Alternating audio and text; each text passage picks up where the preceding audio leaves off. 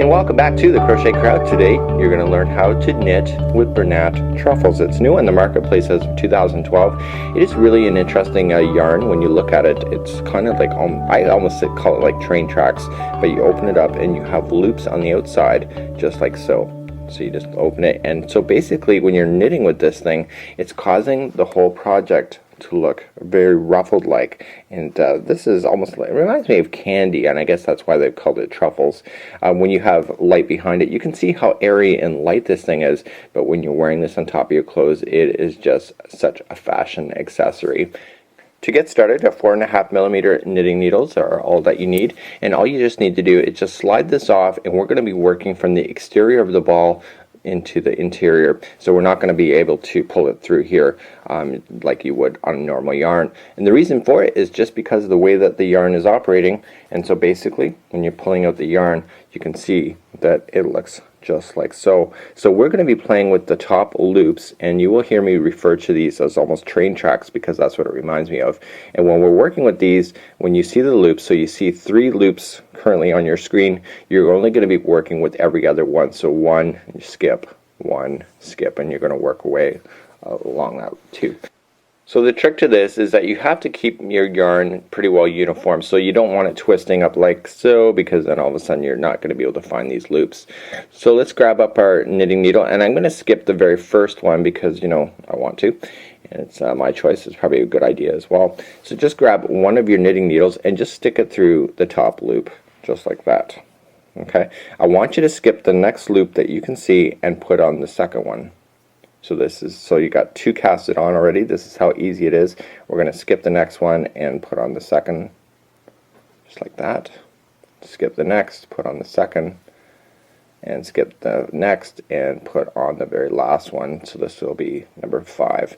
So basically this is how you've done it. So the very beginning of the yarn is over here, and the next one is coming from the yarn ball is still at the tip of your knitting needle. So now let's begin to knit as normal. To make it easier for yourself, I just kind of push up, just be a little bit gentle about this, and just push up so that they're all toward the end of the needle. It just makes less work later. We're going to slip the needle in behind the first loop, just like so, and we're just going to be knitting as normal. Okay, so there's no fancy knitting stitches because you can't really see your work anyway. So this is the very first one that you see here, the first loop. Okay, and the next one is your second, and we're going to take that second and we're just going to put it onto the needle from behind. Just like so, and we're just going to pop it through the front and then slide off. So let's do the next one. So into the next loop that you see with your knitting needle. Okay, and so we're going to skip the very next loop, and we're going to go to the second, slip on, and knit. Okay, so next one again, so just pulling it out. So we're going to skip the first one, go to the second, just like so. Okay, so we're going to skip the next one, go to the second, and we got one more to go. So skip the next one, and you can see it's kind of sliding down, and that's cool. Nothing to do with that, and nothing to worry. Put on the second, like so, and knit. So there's so here's some tips for you. See how I just rotated this way? If you're always knitting and keep rotating it that way, what's going to happen is you're going to cause a twist coming from the yarn ball into here. So every now and then, probably every other one, I would recommend, instead of just how I just reset it just like so, just go the other direction like that. It sounds like a pain, but it's a lot easier than having this yarn tangle up on you, and you can see everything has stayed uniform. So let's begin another line. So you're going to knit exactly the same way all the way through this project. Again, you're going to skip the first one, go to the second, okay, and on. And you're going to get your rhythm, and you're going to start seeing this project go pretty quick. So you're going to skip the first one, go to the second. And you're going to notice as well, because I was doing this in bed last night, is that you do start to see the distance. Okay, see how I'm just automatically just kind of reaching for the distance of what the second one is. Okay, so there's the first, there's the second.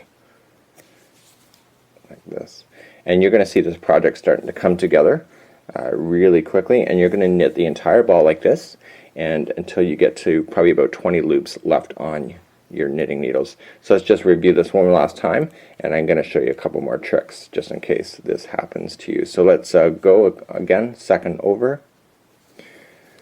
So you gotta just make sure that that never twists on you. So you see how it's always in line just like so. So you don't want to twist and then put it on, because then it will appear in your work. And there you go. So that's what it's kind of looking like just before. And again, it's just like the sample, and it's starting to come together pretty quickly.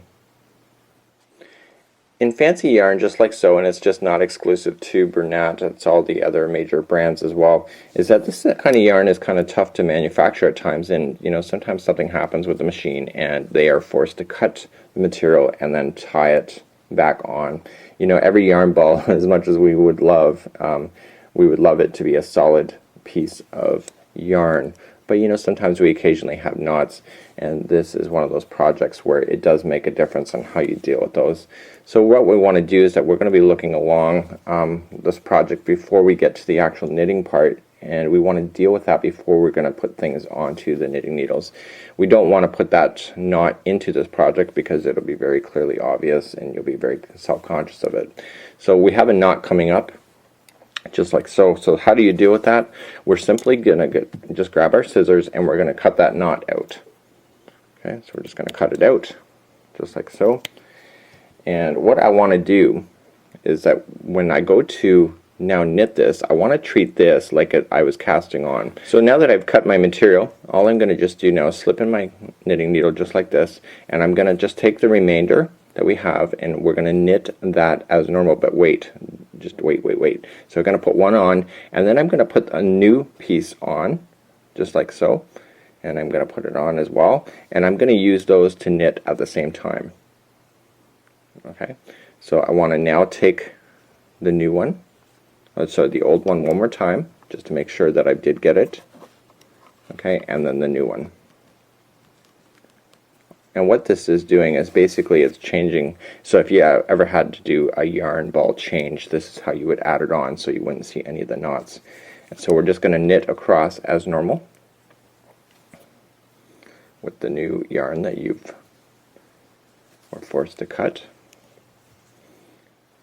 Now any of those loops that we've just put on, they're going to have extra stragglers coming off.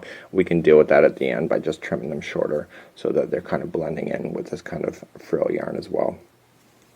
So here's what it would look like then. We've cut our yarn, we've taken the knot out, we've treated both pieces the same, and you can see that there's really no difference and you cannot even notice it. So if you would have had a knot, you would have actually been clearly able to see it at that point. So how do you cast off on this thing? Let's review that next.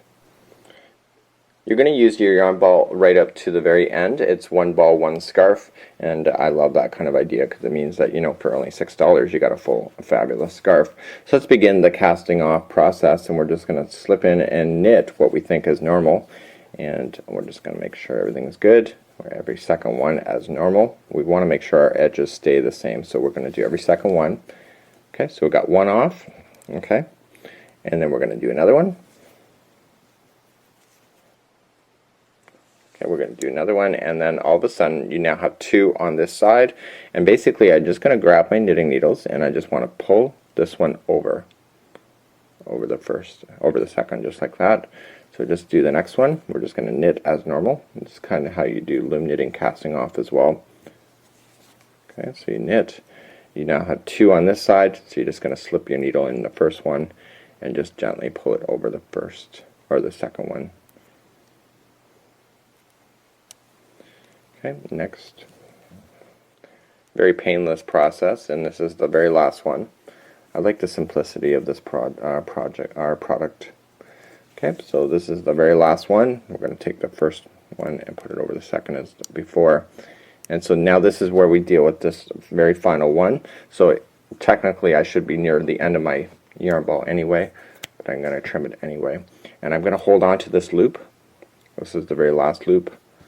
And I'm going to feed in the other yarn that we've just cut into that loop. Just like that. Okay, and you might want to just tie that one more time, so just grab an area. You can use your knitting needle for that as well. Just pull it through something. So now that we tied it in there, all we're just going to do now is just take our scissors and cut it nice and close. Okay. So then all you got to just do is shake it out, and you will see that everything will balance, and even the loose ends that you may have had are all now gone, and it's all looking great. And so then basically the strings that you see coming out, just like so, this was part of adding on that second yarn. You just want to be very careful on where you're trimming it. I can see that this loop is completely free, so I can safely cut up into that area up there. Because the next loop on the other side of this train track is actually worked into the project. So again, you just got to shake it out a bit, and all of a sudden you have a great project just like so. And this is called the Bernat Truffles. Until next time, I'm Mikey from the Crochet Crowd.